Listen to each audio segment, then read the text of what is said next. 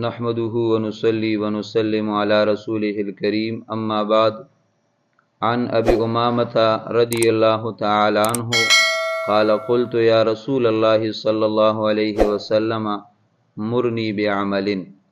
قال عليك بالصوم. روایاتو کې د روزې د فضیلت او د اهمیت تذکره وا. دلته روایاتو کې هم دغه فضیلت او اهمیت د رمضان او د روزې بیانېږي. ابو امامه رضی الله تعالی عنہ د جناب نبی کریم علیه السلام مبارک صحابی دی ابو امامه رضی الله عنہ د نبی کریم علیه السلام مبارک نه تپوس کړو د یو داسې عمل په باره کې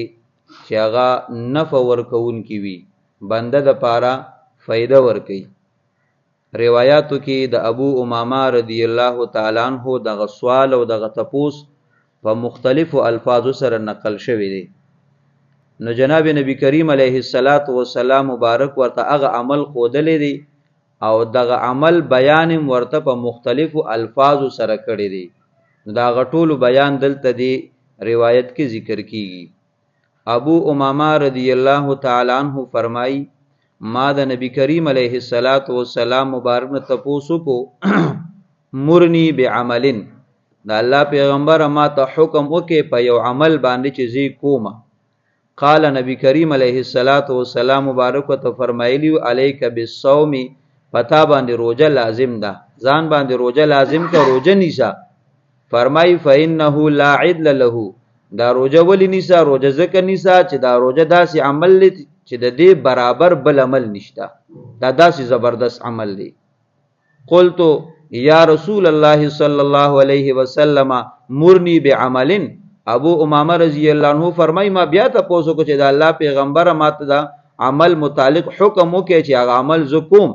وی نبی کریم علیه السلام مبارک راته بیا فرمایل علیک بالصوم فانه لا عدل له ته ځان باندې روزه لازم کا د دې روزي برابر بل عمل نشتا، دا دومره لوی عمل دی. دی فرمای ما بیا وی چې اے نبی کریم علیه السلام مبارک مرنی بعملن ما ته د یو عمل بارک حکم وکي چې زه هغه عمل وکما. وی نبی کریم علیه السلام مبارک راته بیا فرمایل علیک بالصوم فانه لا مثل له. په دې موقع نبی کریم علیه السلام مبارک فرمایل چې پزان روزه لازم کا، ولی دا روزه داسې عمل دی چې د دې په شان بل عمل نشته، د دې برابر هم نشته او د دې په شان هم نشته، دا دومره لوی عمل دی. او په روایت د نسائی کې راغلی ابو امامه رضی الله عنه فرمای و ما نبی کریم علیه السلام مبارک ته وی چې مرنی بامرن ينفعني الله به ما ته داسې عمل اوخای چې الله پاک په ماته فایده راکړي، زه هغه عمل وکم مال الله نفع راکړي. وی نبی کریم علیه السلام مبارک ما ته فرمایل علیک بالصيام فانه لا مثل له ته پزان روزه لازم کا او روزه اهتمام کا او روزه نیسا.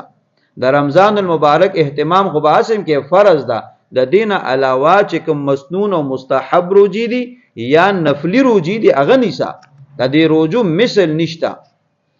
او بیا په یو بل روایت کې راغلی دی دا ابو امامه رضی الله عنه فرمایي بیما نبی کریم علیه السلام نه تپوسو کو دلنی علی عمل ادخل به الجنه. دا الله پیغمبر داسې عمل لا توخه چې زی وکما او زه پاغه جنت ته لاړ شم. وی نبی کریم علیہ السلام مبارک ما تو فرمایل علیک بالصوم پزان روزه لازم کا. نو ګور ابو امامه رضی الله عنه د عام عمل بارکه تپوسم کړي دی، نفع والا عمل بارکه تپوسم کړي دی، یا داسې عمل چې ما جنت ته ورسی داسې عمل لا ته دی او خو دلی شي. نبی کریم علیہ السلام ته فرمای ما ته اوخای. نبی کریم علیہ السلام ته په هر موقع فرمای روزه اهتمام کوا،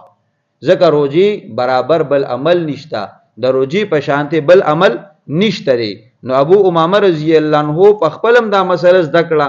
او داغي په واسطه باندې دی امت تم هغه تعلیم میلاو شو، ترغیب میلاو شو چې د روزي اهمیت او فضیلت دا بالکل واضح دی. بیا فرمای چې کله ابو امامه رضی الله عنه دا فضیلتونه واورید نو فرمای فکان ابو امامه لا یرا فی بیته الدخان نهارا. چې کله دا فضایل واورید نو د ابو امامه رضی الله عنه په کور کې د ورځې چا لوګي لیدل نه دی،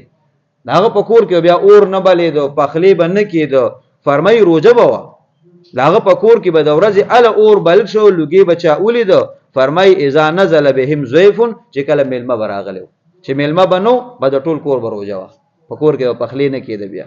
دومره اهتمام اوس د موجوده حالت کې موږ تاسو ګورو چې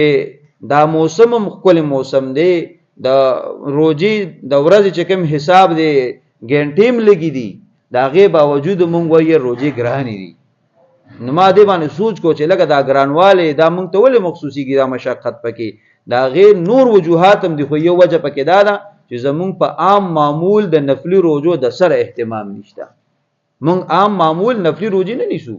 یا مستحب روزي چې دي هغه مونږ نه نیسو چې دې کې ثوابونه دي لکه مثال د عاشورې مقراشي یا د عرفه ورځ راشي یا د غرنګ د شعبان په میاش کې یا د شوال په میاش کې شپږ روزي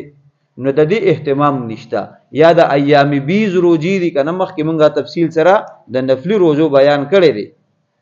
نو د دې اهتمام نشته او دویم دا دی چې زمونږ په خوراکونو کې زیادت دی لکه د دریټو خوراک یو طرف ته مونږه سحر کې خوراکونه وکړو لسو بجو کې خوراک او د ماسپخین خوراکي مازیګر زمونږ د خوراک ته ماخام موسم د خوراک ته هر ټیم زمونږ لکه د خوراک ماشینان جوړ شوي دي هغه د ادریس کاندهلوی رحمت الله علیه خبره ده چې په ټرین کې وسره یو میم او انګریز هغه سفر کو نو ادریس کاندهلوی رحمت الله علیه چې ولي چې دا خو مولانا دی عالم ښکاری نو تاسو ته وکړو وی مولانا وی د انسان غرض او مقصد څه دی ادریس کاندهلوی رحمت الله علیه وته فرمای وی ستا په نسبت د انسان څه غرض او مقصد دی نه هغه انګریز میم ورته وی زما په نسبت خو انسان کانه پینے کی فیکټری ہے دا خو د خوراک اوس کا فیکټری ده نو دغه انګریزي دا خبر په مونږ باندې رښتیا ده عام معاشره کې وګورئ کنه لکه کومه علاقه کې چې بانکونه زیاتیږي کنه نو د دې نوې اندازه ورځ د خلکو سره پیسې سیوا شوي ځکه دی وی چرته دی د بار بانک ضرورت دی هغه علاقه کې حکومت ته پته لګي چې زره سونه بانک بیلانس دی نه هغه ځکه بانکونه وته جوړ کی او چې په کومه علاقه کې اوټلې سیوا شوي نو پوهې چې خلک خوراکیان دي دلته خلک خوراکونه کوي نو تاسو په خپل علاقه وګورئ کنه چې سړی سره پیسې کیږي یا پېټرول پمپ یا د سینجې پمپ جوړی ځان لا یا ځان لوټل کولاوي ولې خوراک ډیر شه زمونږه د قرانګې چا کې چې دینداري او د دین طلب ډیری الته مدارس سیوا کیږي نو تاسو په خپل سوچ کوئ چې په مونږ کې د کوم سیس طلب ته هغه سیوا د مون خوراک اوسکا کول ډیر دا پروګرامونه دي قسم قسم پارټیانی دي